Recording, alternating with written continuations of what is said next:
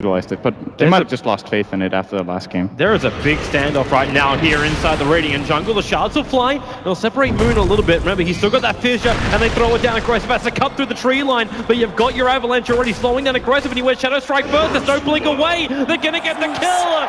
The decay from Fly kicks in, and OG.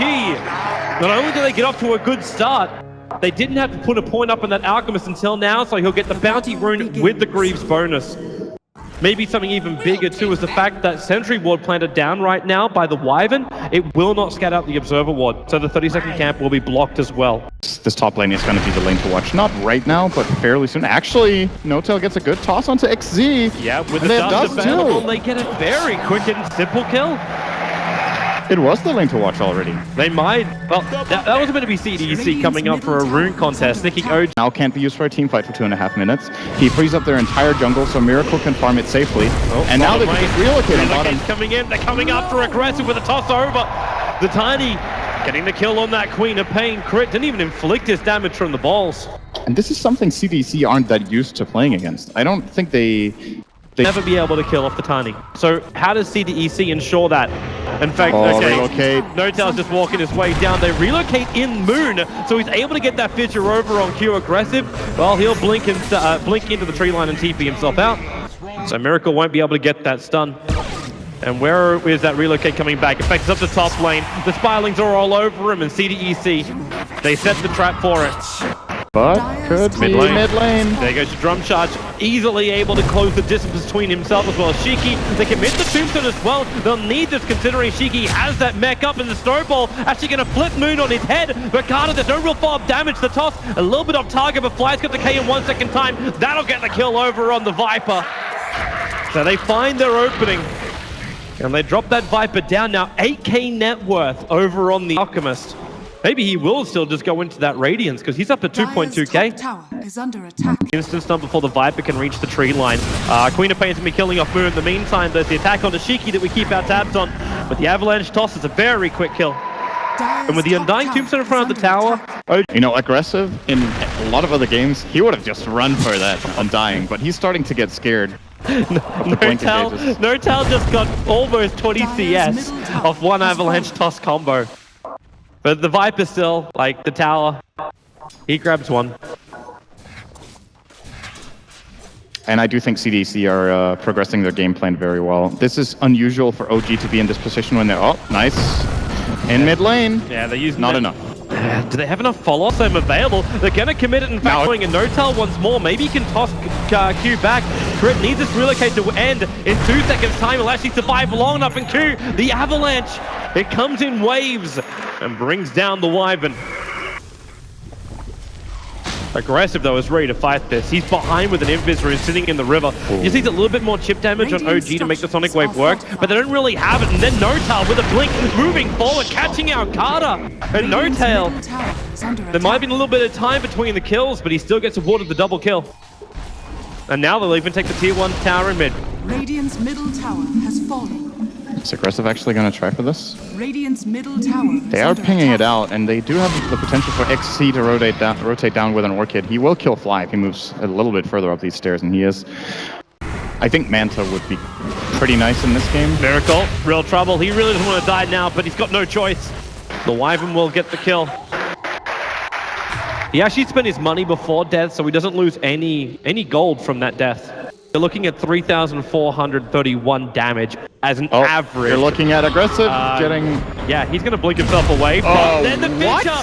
The fissure from Moon keeps him out. They went in so deep with it. The curse will keep him out, but N0tail, the toss was still completing. Crit will relocate the Tiny. That's a little bit further back. In fact, not a little bit. All the way back to the well to keep him safe. And now Miracle blinks forward. A double concoction done over on Shiki as well as Q. The mech will repair the damage, but Crit, he's back to the fight. And, well, he's going to tether himself up with Miracle. They push forward. N0tail's already on a double kill at the moment. And he's looking for more. Q sitting behind. He moves forward with a Splinter Blast, but they already tossed Crit forward. He's too far up. Viper's going to find one as this fight really splits out. Q try to keep the rest of OG on the dire side of the river, but N0tail, he's just man-mowing this. Even when he's getting hit, the Cragly just keeps sticking aggressive so low as well, but he'll survive.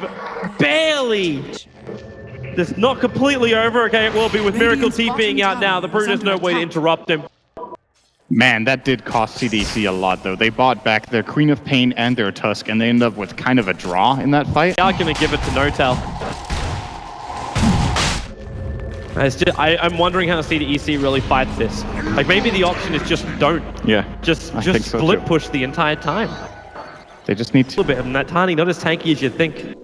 And in fact, are they gonna, yep, it's gonna be a relocate. They're going up to top lane. They're looking for that kill over on Shiki. Shiki just attacking into the IO straight away, but the damage output, crit needs a little bit more regeneration.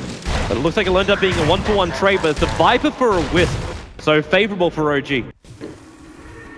Yes and no. Yeah, they kill a core, right? Most of the time you would say, okay, they traded a core for support, that's a bad trade. But with Wisp off the field and relocate down, it opens up options for CDEC to explore the map a little bit now. It doesn't take him long to beat through towers like this. No.